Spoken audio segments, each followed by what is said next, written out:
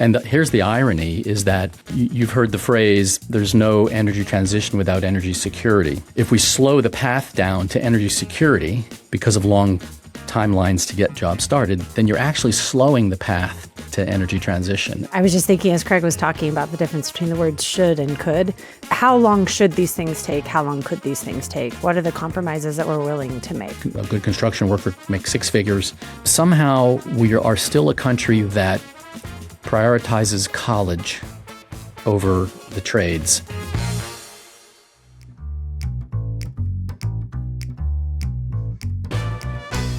Hello and welcome to The Energy Gang, a discussion show from Wood Mackenzie about the fast-changing world of energy.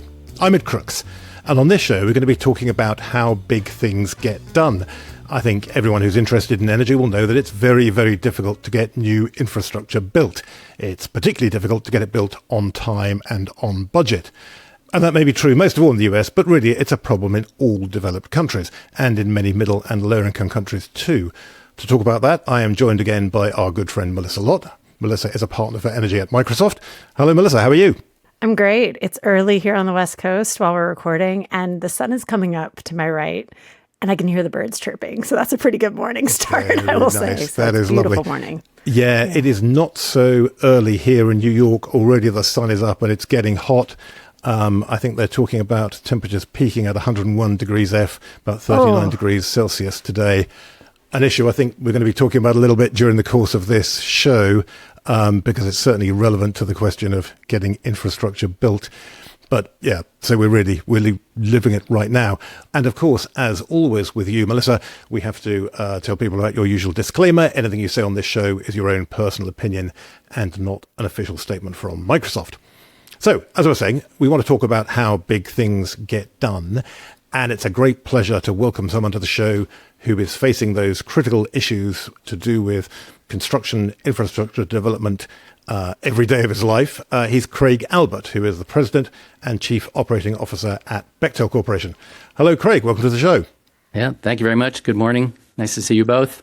Thank you very much indeed for joining us. Now, something we always like to do with people who are new to the show is talk to them a little bit about their careers, how they got started and how they got to the roles they now hold, what career paths took them there. So perhaps, Craig, could you tell us a little bit about yourself? How did you get first started in working on these big infrastructure projects, and how did you get to that job you have at Bechtel? Yeah, okay, good way to start. Thank you, Ed. So first of all, I'm an engineer, and I think I realized that was what I needed to be at a very young age. And I was always really fascinated by what a single engineer could do. And then early in my career, I started to realize that two engineers could do more than twice as much as one engineer.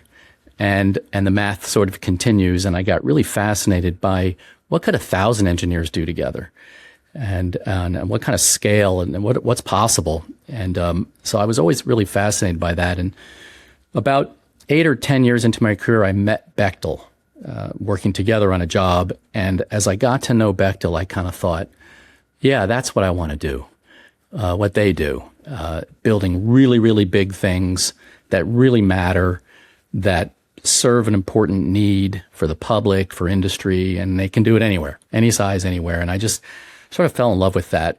And so joined Bechtel 28 years ago, have been on many, many different projects in many different positions in several countries, multiple industries, and really learned how to successfully build things, anything, anywhere. Also learned a lot about what not to do, and which is often the best way to learn. And about 7 years ago is when I was asked to take on this position that I'm currently in now as the president of the company. So it's been a adventurous love affair, myself and big projects. Right, absolutely. And as you say, perhaps at times a tortured love affair.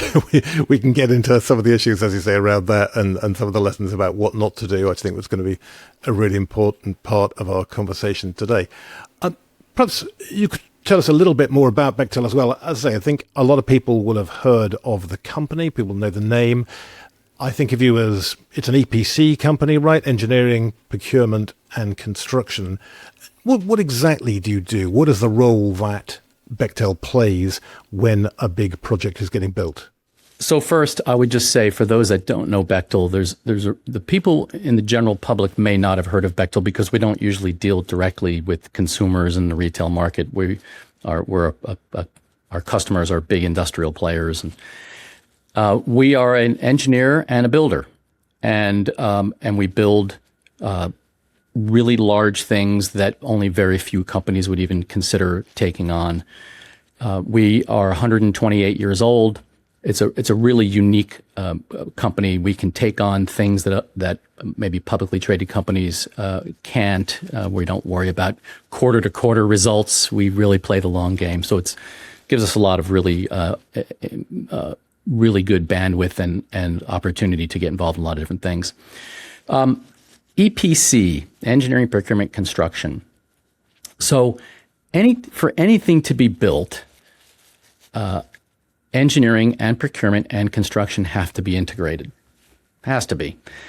What Bechtel does is we take on jobs where that integration is really needed more deeply.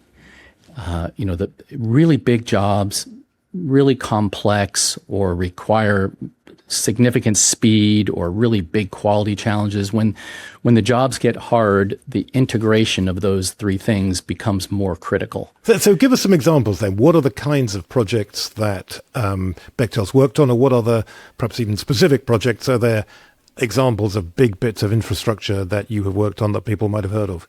Yeah, we have quite a portfolio of jobs right now in a bit of a growth cycle in the industry. We are currently building 17 LNG trains, liquid natural gas liquefaction plants, 17 in the U.S. and Australia.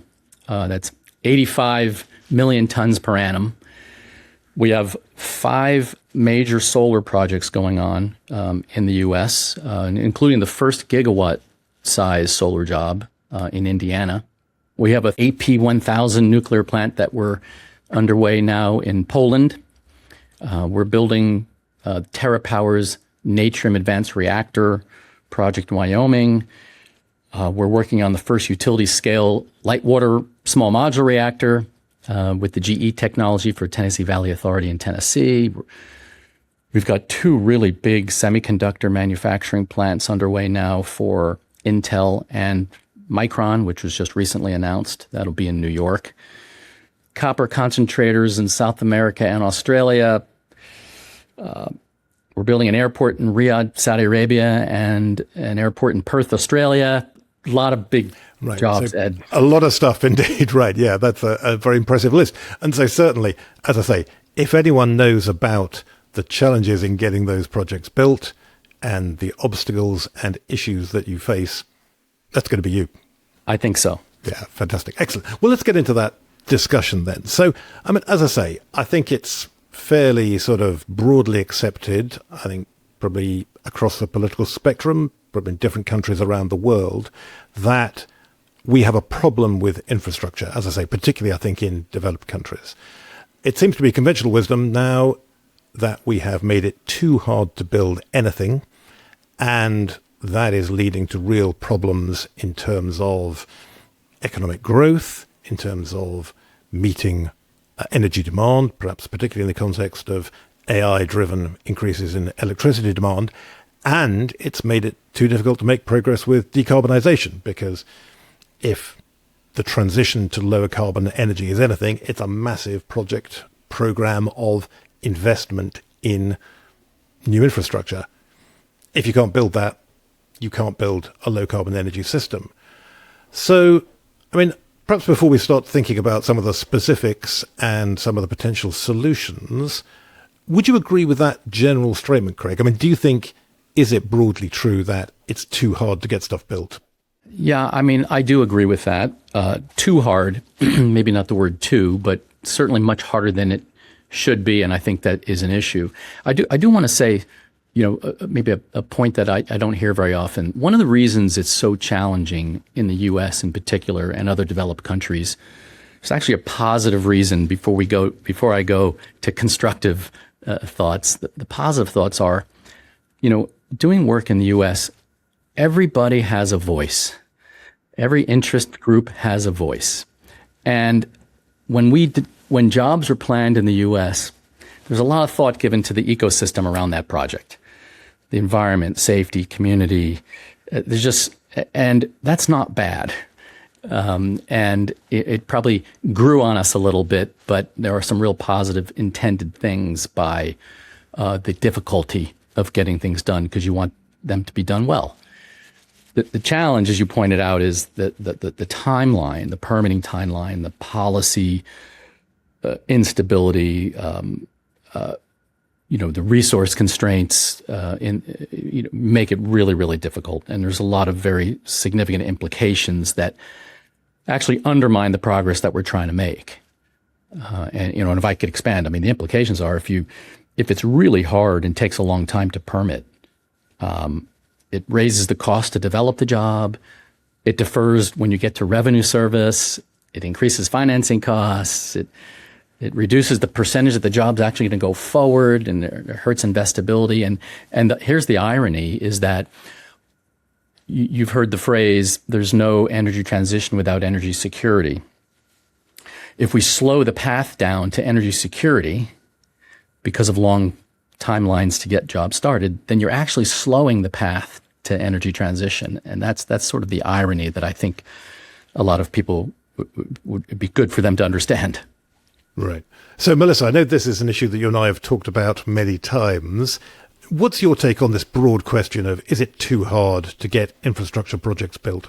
I was just thinking as Craig was talking about the difference between the words should and could.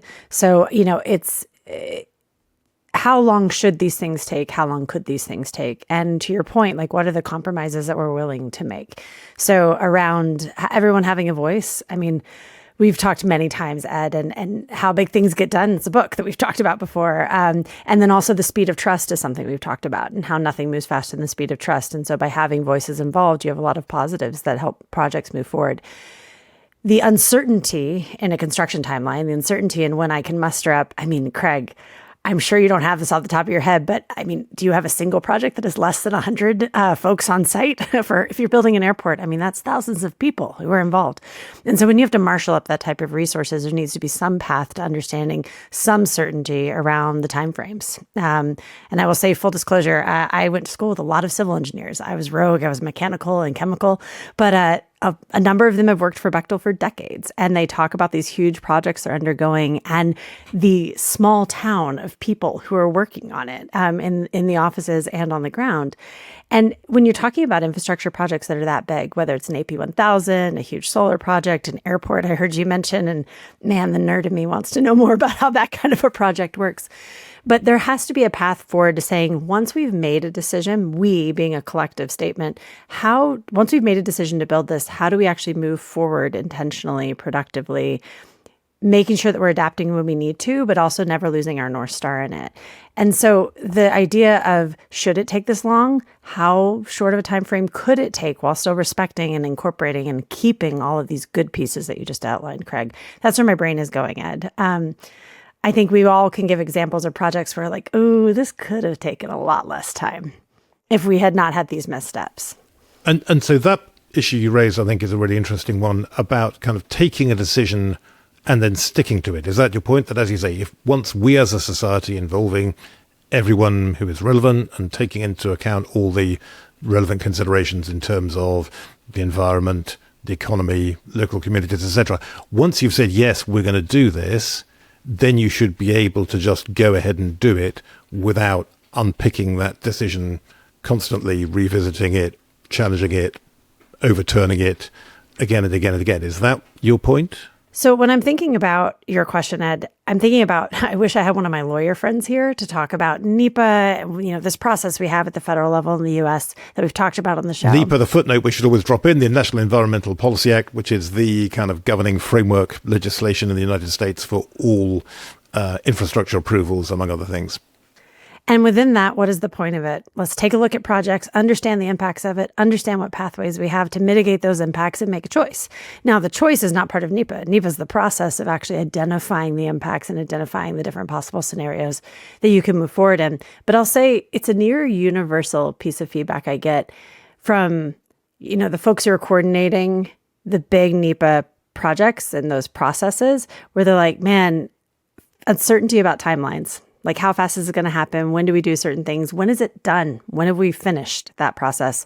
But I also get that feedback from the communities that I work with. So different communities where they say, when do I put my voice into this process? When can I say, okay, we have closed that chapter of this discussion and I'm moving on to the next one?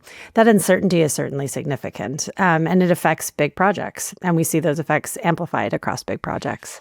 Yeah, I think it's a really good point, that several points that Melissa's made. And one of the vantage points that we have is we're not just doing work in the U.S. We are doing work in other developed countries and other developing countries, and we can see how the system works in other places and have some really good examples. And then maybe some encouragement about, I think, where we're going with permit reform in the country right now that address a lot of the things we're discussing. So really, we just finished an airport in Sydney, Australia. Very well done. Great respect for the community and environment and all the things that we're trying to protect with our regulation. It took 2.5 years, only 2.5 years from when they chose a site to when they gave us the go-ahead for full construction. 2.5 years. That would take 8 or 10 in the U.S. And then, of course, once it started, it was not interrupted, which often doesn't happen in the U.S. There's often interruptions. And then we ended up getting the job done early, public infrastructure job done 7 months early. It was unheard of. Wow, unheard of, yeah. So it can happen. Yeah. And the what's happening in the U.S. right now is there's finally really good bipartisan support for permit reform, and the things that we're talking about getting directly at this discussion. How, right now you have to submit a permit application to 5 different agencies.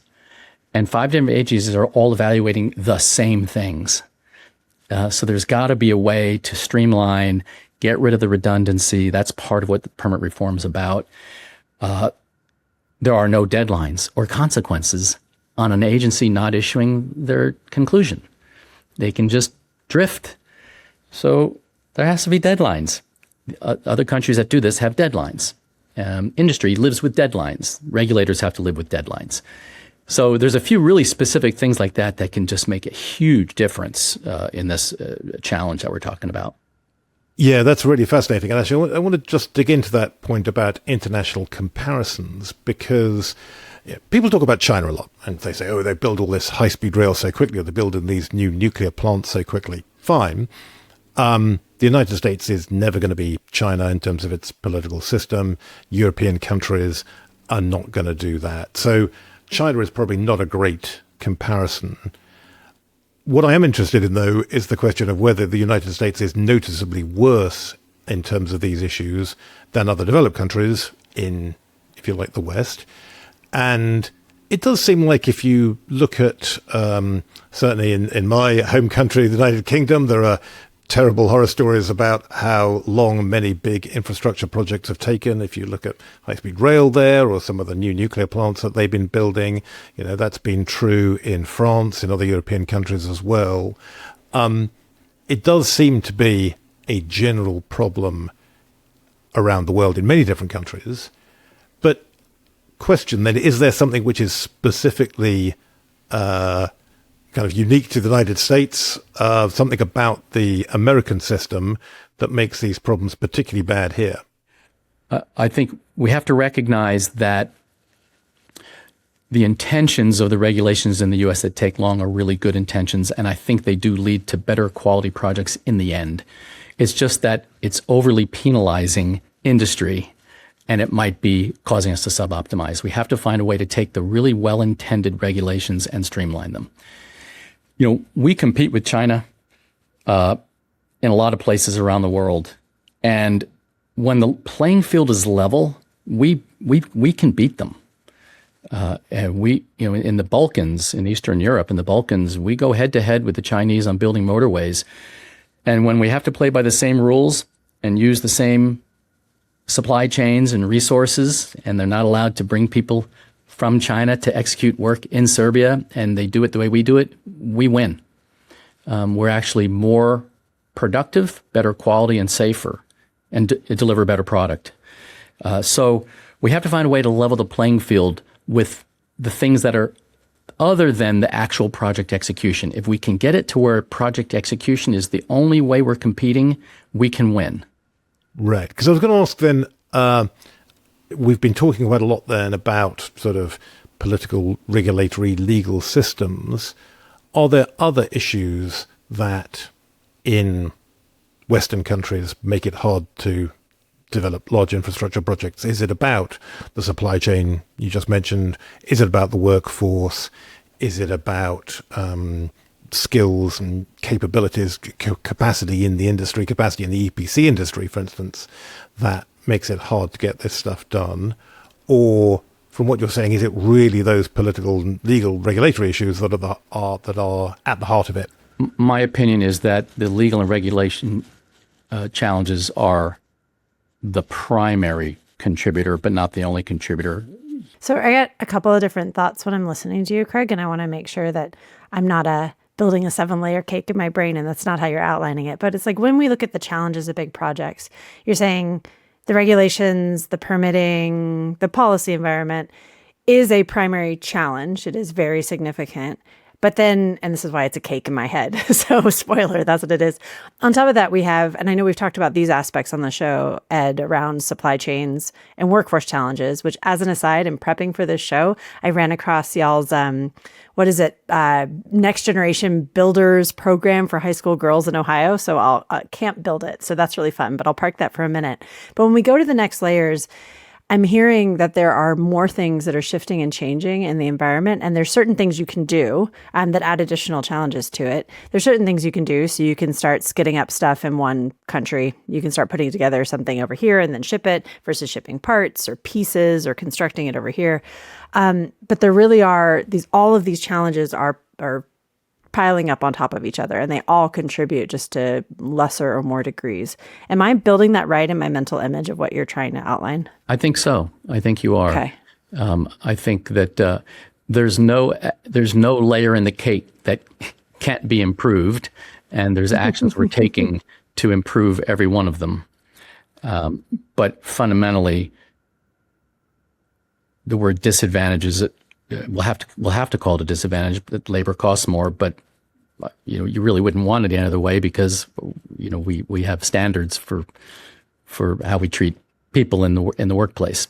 So within that, I've got one question, which is how much of that cake is very much just general big projects, and how much of it is really specific? So I'm thinking about nuclear. I was following y'all's announcements around your new office in Gdansk in Poland, and bringing in the new AP1000 and in that whole transition away from coal that's going on in the country. And I was thinking through how much of this, volume-wise, is very much just big infrastructure things, and how much of it is very specific to the type of infrastructure you're building. Right. And that's a great segue actually into what I just wanted to ask about, which is, sweet. yeah, because I think it's really helpful probably to look at specific projects and specific industries. And as I say, very interested here about what you're doing in Poland. Wanted to look back at the experience of the last 2 big nuclear reactors built in the United States, Vogel in Georgia, Vogel 3 and 4, where Bechtel played a key role. You kind of arrived halfway through that project, didn't you? You were, essentially, as I understand it, sort of brought in to rescue it after the original companies working on it had some pretty severe difficulties. So, yeah, I was interested in hearing about your experience on that project, what you think you learned from it, and as Melissa was saying then, how do you apply that then to other projects you're working on in the future, including this job in Poland? So let's talk about Vogel in the nuclear business. The first thing that I would point out is that I really believe that the companies that took that on, Southern Company and Georgia Power, are national heroes for attempting the first greenfield nuclear project in America in 40 years. So I think there's a debt of gratitude to those 2 companies, because that was so critical for us to make any progress in nuclear. Somebody had to go first, and they did. We were brought in. We were actually the 4th contractor brought in. And, we talked earlier about integrated EPC, which I know we'll get into a little bit more. But on this job, the way it was set up, Westinghouse, the reactor supplier, was the engineer, and Southern and Georgia Power were doing the buying, and then they had a contractor doing the construction, the C. So it was not integrated deeply from the very beginning, and there was a lot of atrophy. There's been a lot of atrophy in the value chain in the U.S. Nuclear atrophy, I would call it. So, and one of the things that we did in Bechtel years ago, which I think is really good background in nuclear, is we designed or built 2/3 of the nuclear power plants in the U.S. over 30 or 40 years. And after 3 Mile Island and Chernobyl, when we abandoned nuclear power as a future source of power, what we did in Bechtel was we moved our people to nuclear cleanup, nuclear propulsion, and nuclear deterrent. So we actually kept our nuclear capability. Other companies didn't do that. We did it because those were also really important missions, but we also believed nuclear power would come back someday. We just didn't know when. And so that kind of put us in a very unique position to still be able to reconstitute the nuclear capability, because we still had it, just not in the power sector. So when we got to Vogel, what we did was we resequenced the job. We prioritized design so that we would reduce rework. We modified the work package approach, synced up material deliveries with construction. But really what we did was we worked with Southern and Georgia Power and Westinghouse, and we just plowed through it, perseverance and fortitude, and just got it done. So many lessons learned. But to answer your question, that was our role. Our role was we came in as the fourth contractor to just brute force it across the line with people who understood from a nuclear context where we were.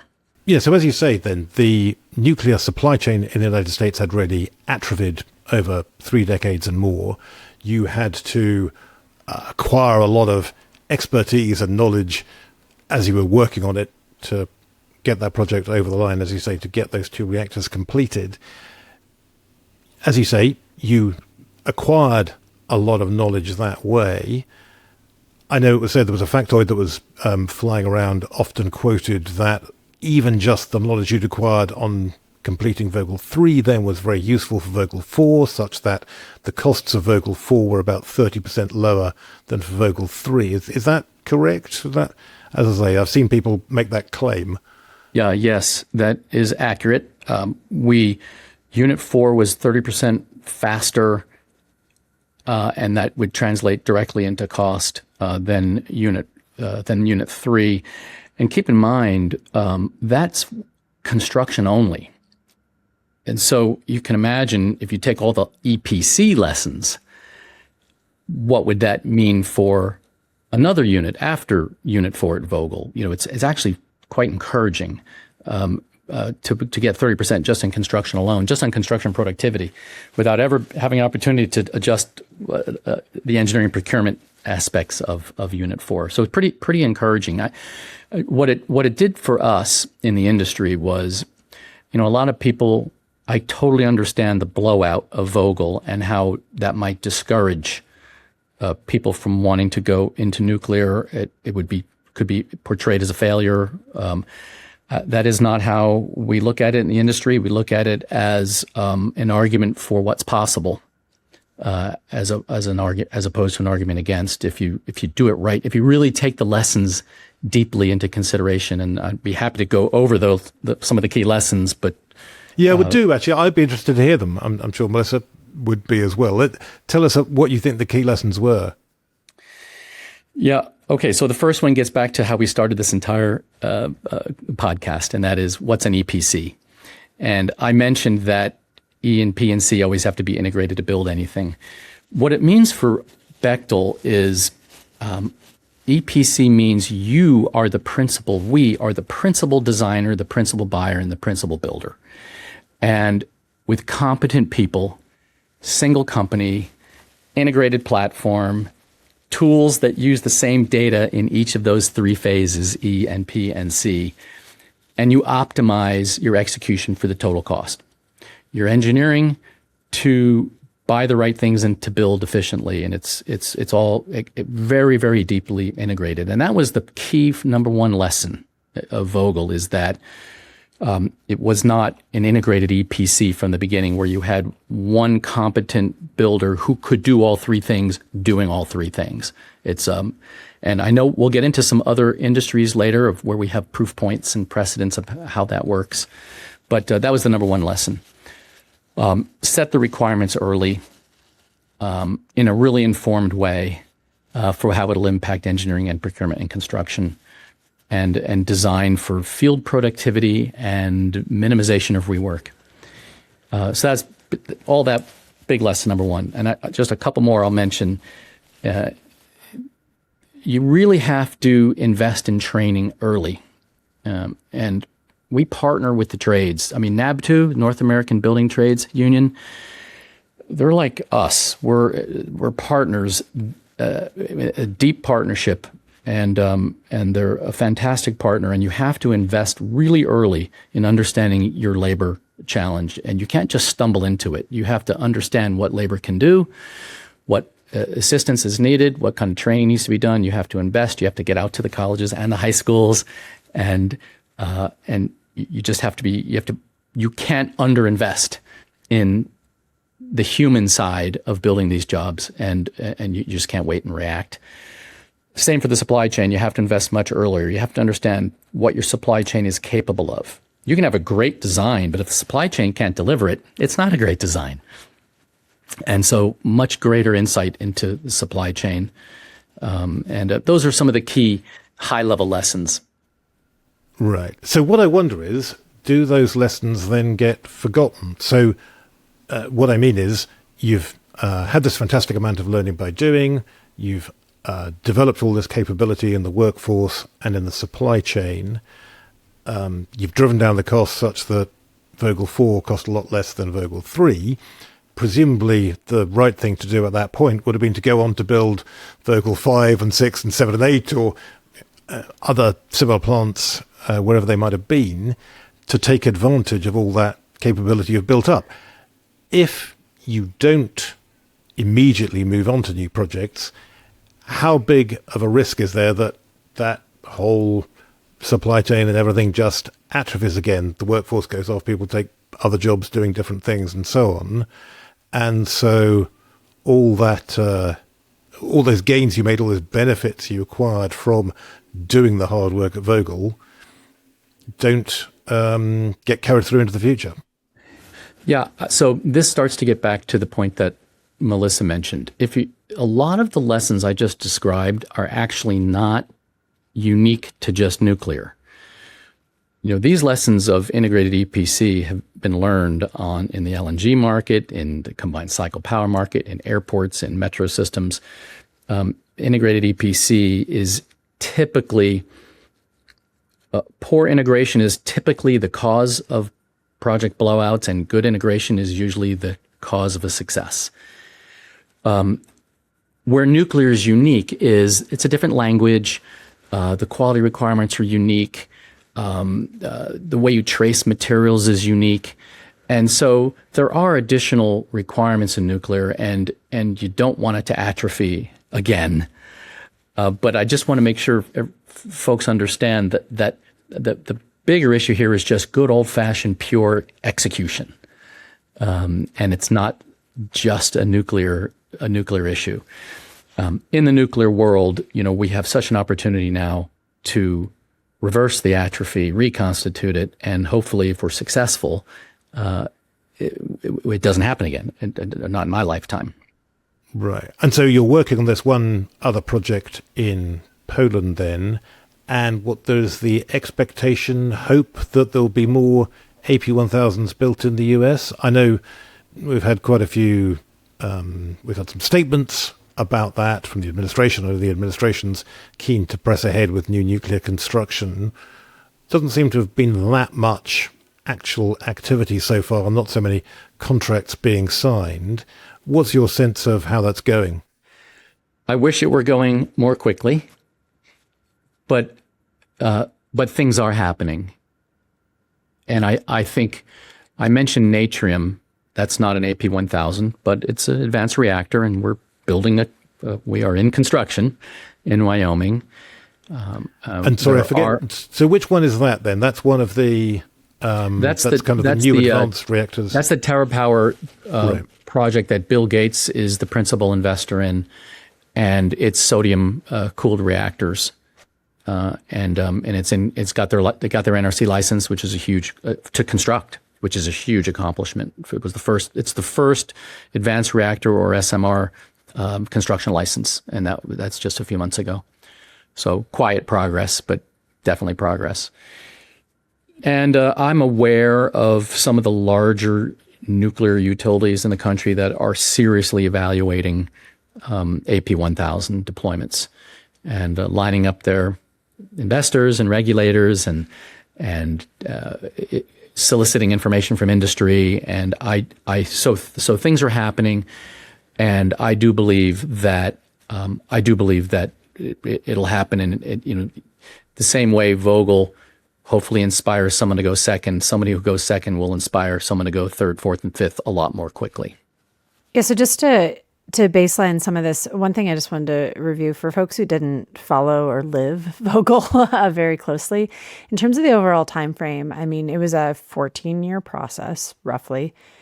And I'm thinking through it in terms of when an EPC should, we won't go into those pieces of it, be involved. But it was March of 2009 when the Georgia Public Service Commission was approving that expansion project on Vogel to add those.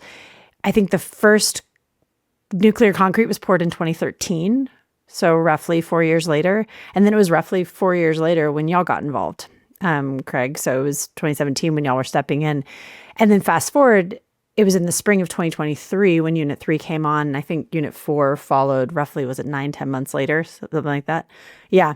And so I think about that, and just as a high level to this question, it's like, if we can translate a lot of lessons learned that are non-nuclear specific, and then layer on all the nuclear specific pieces of it, and do the same for other big energy infrastructure projects, whatever they are, whatever fuel they are, it feels like there is the first, few years that's getting approval from the Public Service Commission, that's, getting approval from the NRC. That's a lot of stuff that just has to happen, but it's really in that 2013 onwards and the run up to that 2013 pouring of the first concrete that we can do things to actually shorten up timeframes to give more certainty in terms of when this sucker's going to land and get commercially connected and actually be providing large amounts of electricity to the grid. Is that fair to say in that way?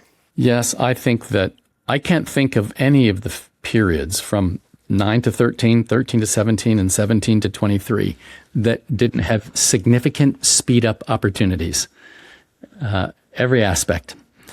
Even the decision to pour concrete in 2013, the minimum requirements to do that were met. But in hindsight, was there enough engineering maturity and supply chain maturity to financially justify that?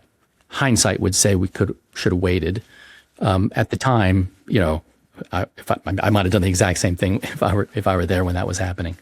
But there's no one part of the system in that whole 15-year period, 14-year period that didn't have a lot of opportunity to speed up. Mm-hmm. And within that, Ed, I'm thinking about, to your question, this is where this popped into my head, was, okay, if we want to not lose lessons learned, if we want to keep kind of the train running down the tracks and not have it slow down for a bit, then there's certainly that initial, before the first pouring of concrete, where it's like, okay, lining up projects. I mean, even before 2009, like there was a lot of work that went into actually getting approvals, having the concept for where these things were going to land, but that bigger plan. But without that kind of front work, we probably can't realize a lot of these opportunities. But lining up projects so that we can realize those opportunities, say, okay, we learned this here, let's bring it over here. That's a pipeline of projects challenge. And that does it not depend in large part on the economics of those projects, which at the moment for new nuclear in the United States are pretty marginal. If the market alone is going to drive what people are building, people will be building new gas-fired generation and new renewables and new storage. And those are the things which will give you the lowest cost power supply and get it to market the quickest, which is, as we've discussed many times on the show, a particularly important issue at the moment for everyone interested in data center development and AI. So does that mean, I mean, Melissa, I don't know what you think about this, but does it need a lot more government action then to put the economic frameworks in place before you get to any of these issues about how the projects are actually delivered? You know, the country needs to decide collectively, we actually want new nuclear, because, as I say, if you leave it just to the market, it's not going to happen. I think there's opportunities across the board. I don't think that you need to have absolute certainty in terms of what the total pipeline looks like to move forward productively with the projects that are in the pipeline, and to be, you know, having this integrated approach that can speed stuff up and make things, you know, land closer to on time, closer to on budget. In some cases that you talked about, ahead of time. And maybe there's some examples we could talk about ahead of budget, or lower spending than expected is a more accurate way of saying that. It certainly helps, though, Ed. And that is kind of the point I was driving at, which is, how do you balance the decision-making under uncertainty principles here? So we do have some uncertainty. We can't get rid of all of it, of where the next project's going to land, but then not lose these learnings in the meantime. And I think, Craig, y'all have a different perspective than most anybody, because you do this internationally. So, okay, we don't have a pipeline here, but we have these things going over here. My number I came up with, I'll say, is that y'all have been involved in more than 150 nuclear power plant. I mean, that sounds right. Now, most of those, you know, most of those were in the 60s, 70s, and 80s. But sure.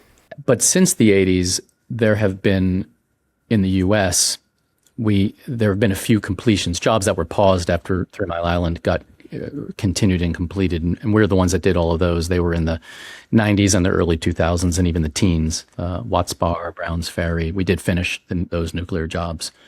So there was never a decade where we weren't building one, even though people thought the industry wasn't. But what I would say about the feasibility, the financial feasibility, in the U.S. today, first of all, the regulatory system, the NRC, they're ready. And that is not the bottleneck. And so we're in a really good position, I believe, with the NRC's readiness and willingness. There's really good policy and public support right now. It's growing, and I don't think that's going to be the issue. The need for the power, really high quality. You know, there's a big difference in the power quality when it's nuclear power. It's online all the time. It's very steady. It's high quality power, which is what the data centers need. And so there's a really significant demand for this type of large scale, high quality power. And I believe the return on investment parameters do work. However, there is a commercial hurdle right now in the next couple of units. And what I mean by that is it's still early in the cost curve's maturation. As you go from serial number 1 to serial number 2 to serial number 3, there's a phrase, you know, how quickly can we get to nth of a kind cost and schedule? Yep. And Vogel is like serial number 1.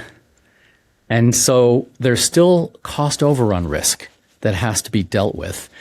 That's the hurdle that we have to get past. What we've been out touting is every party has to take a little more risk to make this happen. We do, Westinghouse does, the utilities do. Everybody's got to take a little more, and then we are going to need a little help from the government. If we can get past that hurdle, I think it all works, and we'll get into that pipeline of work that you're mentioning. Right. Yeah, that's really interesting. And of course, I mean, one of the things about this is that because each individual project is so big, because they end up being tens of billions of dollars, as you say, then the risk of that going wrong for a specific company can be enormous. It has huge impact on you, or could have huge impact on you. To that point then, as you say, government backing being very important, I know the administration has talked quite a lot about the role of the Energy Dominance Financing Group, the old Loan Programs Office as it was. That clearly could play a very useful role in backing nuclear projects. I think they've got resources already allocated by Congress to do that. Is that something you think is going to turn out to be important? Yes, it is. First of all, every little bit helps. And those types of incentives improve the ROI. And if the ROI is improved, then the parties that are taking on the project have more capacity to absorb overrun risk. But there's still the issue of the last tranche of overrun risk. But those things that the government's doing absolutely helps, and the government's been really very supportive and encouraging of industry, and the government wants industry to go faster. So it's very, those are really helpful. Wanted just to think about some other examples from the energy industry and perhaps some very clear success stories. In particular, interested in building LNG plants. General view, it is too expensive and takes too long to build large infrastructure projects in the US. LNG plants, it seems like, have been a pretty outstanding exception to that, in that the industry has grown very, very rapidly. I think the first FID for a new LNG export plant in the US was in 2012, maybe 2011. Since when, capacity has absolutely rocketed. US is now, by some distance, the world's largest exporter of LNG, and it is growing very fast. There's a huge wave of construction now underway. And I think a great majority of those projects, built by yourselves and by others, have come in on time or thereabouts and on budget thereabouts. I wouldn't claim there's been no cost inflation. Certainly there has been some, but in general, that industry really seems to work. Are there particular lessons, do you think, that other energy sectors could learn from the LNG industry and what it's got right? One of the things I mentioned earlier that a lot of the challenges that the nuclear industry, one more point on the nuclear industry, that face is the more generic challenge of just large-scale EPC and not necessarily nuclear-specific, two different things and two different issues. To be clear, the cost of the EPC is always the most dominant cost of delivering a project. The equipment from the technology provider, whether it's the compressors for a LNG plant or the reactors for a nuclear power plant, or the turbine generators and steam turbine for a combined cycle plant. Those are the things that get everybody's attention and tickles everybody's fancy because they're technical and it's really exciting. But the fact is, those things are generally less than 1/3 the cost of these jobs.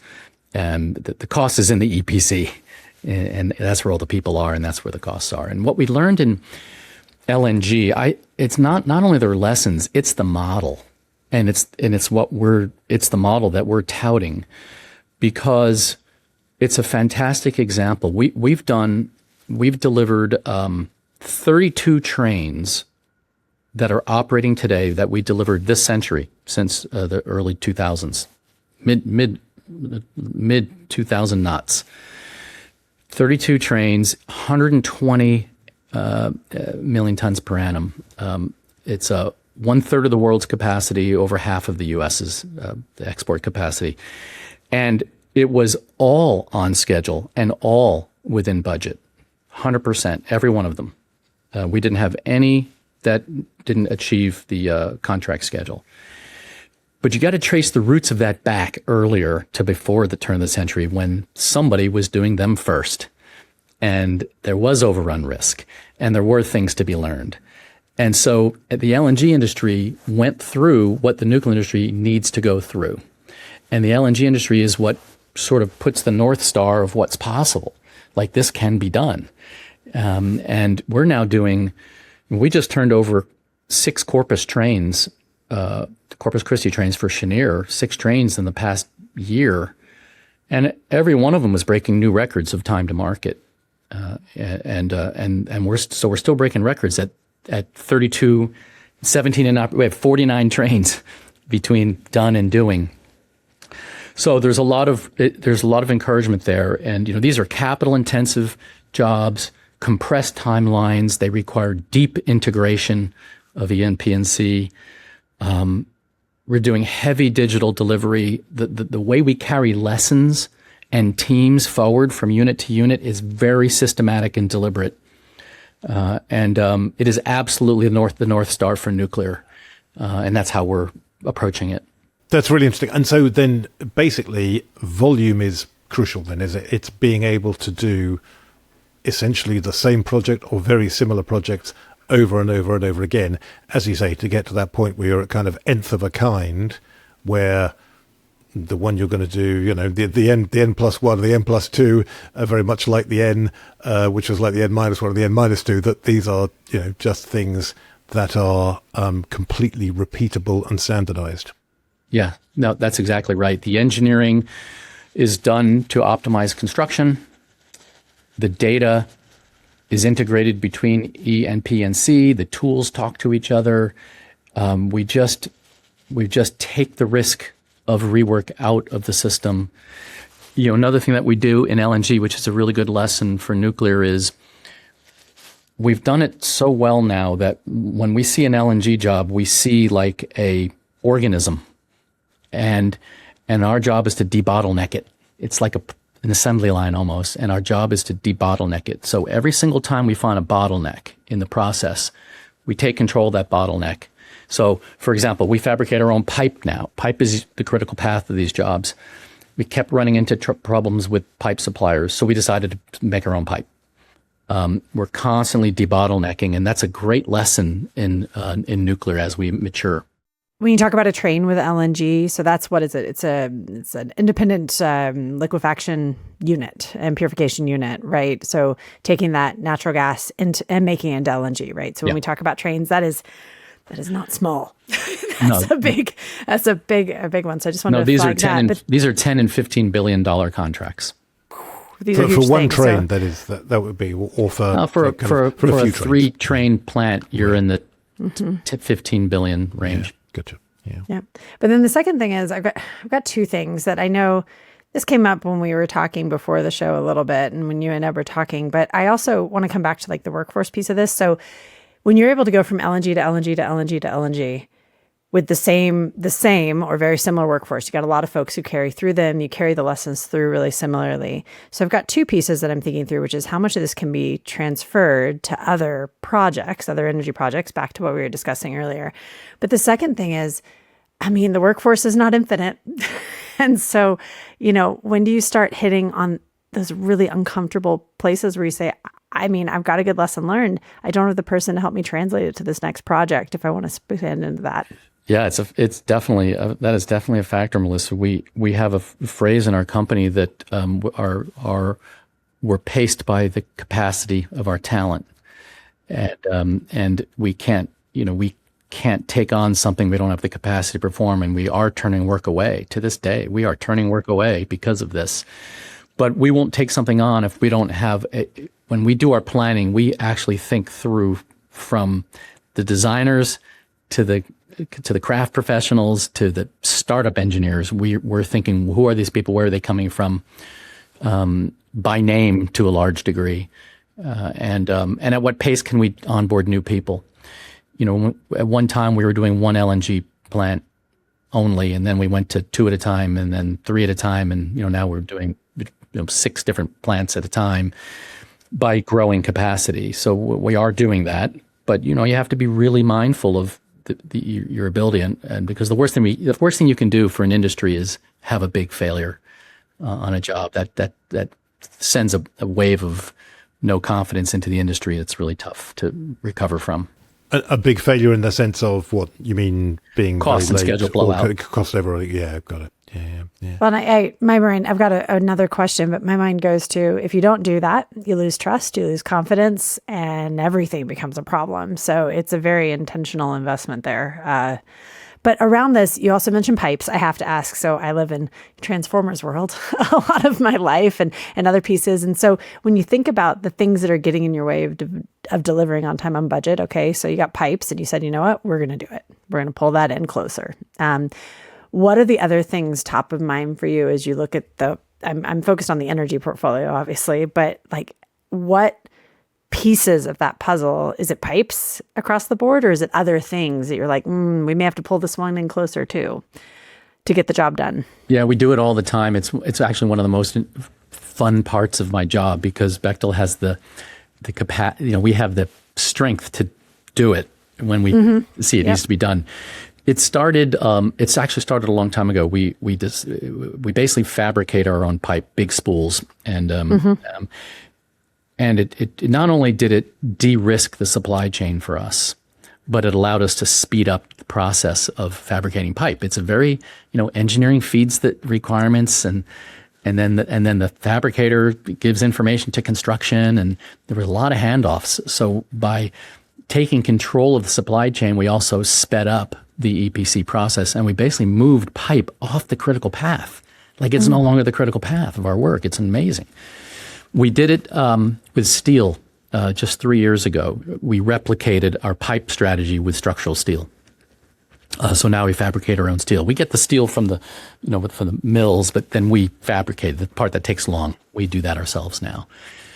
We do it with labor in the sense that we have our own welding organization, and because welders are really hard to come by, and so we decided we would just have our own welding organization that we could call upon for some of the more complicated welding and not have to go to market every time.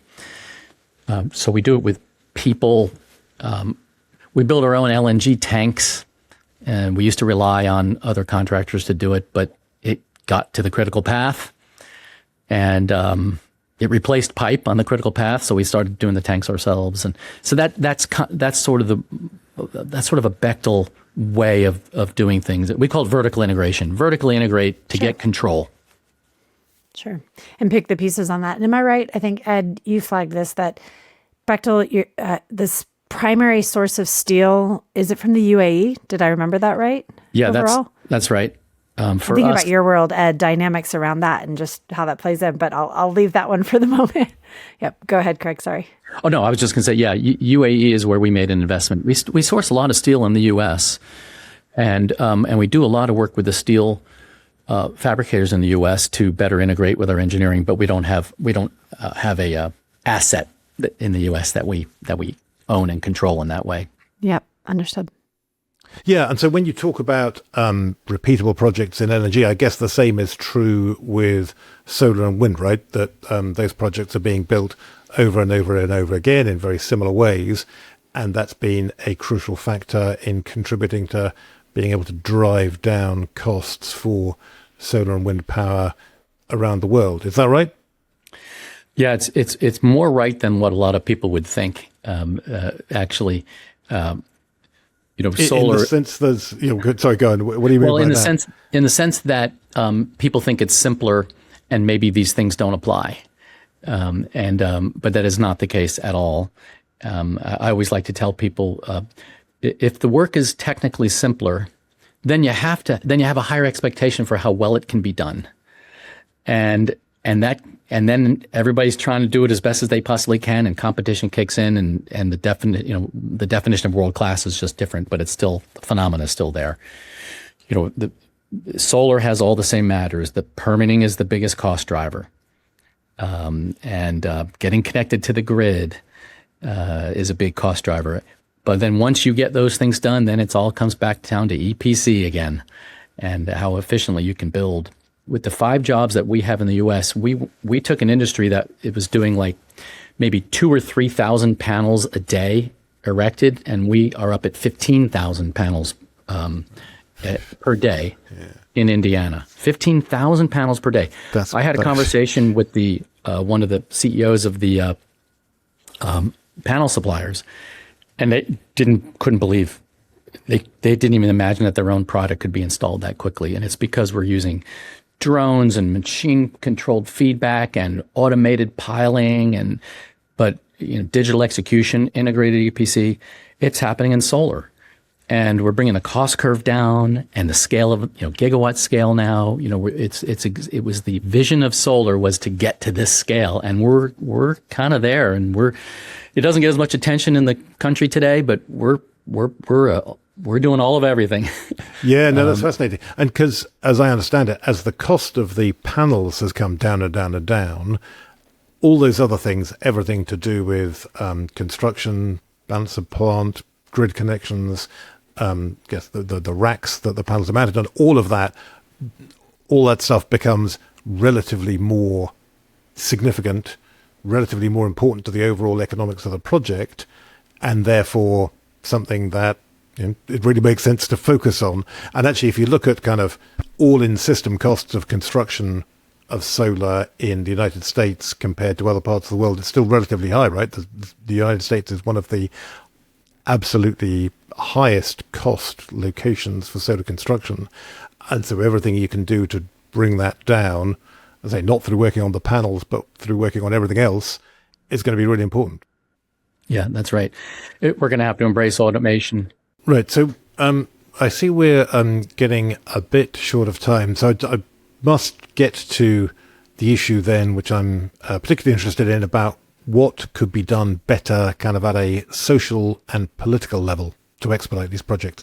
You've talked quite a lot, Craig, about what you specifically have done at Bechtel. You've talked about the conditions that can exist in industry to make infrastructure development more efficient. You've talked about the way developers need to think about projects. We touched a little bit on this earlier on, but just in terms of the regulatory framework, the legal framework, the things that could happen with permitting reform, what specifically would help you if, I'm sure you do, talk to members of Congress, talk to people in the administration, and you could say to them, this is what we really need. What are the things you'd ask for? So what we do, we're right in the middle of it, advising on policy and sharing our views. And the good news is the government wants our views, which is always helpful. That we have found that to be true across different administrations. So that's pretty encouraging. We discussed permit reform, and I think that's number one. And it's because it's just an unlocker. The next one is labor. And we have been working really hard and well with the government on this. And, construction labor, everything you're talking about, and the way I describe it, everything we're talking about, all these assets that the world needs for AI and more power and more transportation systems, every one of these things sits on concrete, steel, electrical instruments, wires, and that's installed by craft professionals, and there are not enough of them in the United States, and we have to change the way we speak about the craft profession in our country. It's an honorable, highly respected, almost heroic living. It's very different today than it was in years ago. A good construction worker makes six figures, but somehow we are still a country that prioritizes college over the trades, and we go about and our generation and my parents' generation we did this, and it was wrong and it was a mistake, and we have to restore the dignity to being a construction professional. It's a fantastic living. You could be 19 years old and making $100,000 and not have any debt and have a car and a place to live. It's just complete. So we've been working with the government on how do you take the Pell Grant system and make a vocational education qualified for a Pell Grant. That's now passed. But that's the second area where government help is needed in changing the mindset of the country on what success means in America. It doesn't necessarily mean going to college and wearing a tie. Those days are gone, and we have to fix that. You're making me remember a book that I read a while ago by Michael Sandel called The Tyranny of Merit, and it talks about how we measure success and failure and how we think about credentials and how we think about what a path to success looks like and how that's evolved over time. And it's like, oh, you went to this college or this thing, so you've succeeded. And it's like, and how we think about that as society. A discussion for another day, and it's a really good one. I think, Ed, I might have mentioned on the show a year or so ago when I was reading it, a year or two. You did, yeah. I remember you talking about it. Yeah. It's a really, but this is a very important point to highlight, just the value of those jobs, and then the importance of those jobs, and the importance of people who do that work. the electricity doesn't arrive in my home or anywhere else by accident. It arrives here through infrastructure that has to be constructed and maintained. Yeah. And that takes people who understand that work. And I'm going to stop myself now because we do not have time in today's discussion, but it's such an important point. You're right. There's a fascinating topic. There's so much more that we could say about this. Unfortunately, we can't, though, because I know we have to end it here. And Melissa, you have to go, don't you? So let's wrap up the discussion now. But it's been fantastic talking to you both. Thanks very much indeed. Thank you very much, Craig, for joining us. Yep, my pleasure. Thank you guys very much. Great to see you again, Melissa. We'll be talking again very soon. Yeah, it was great to see y'all.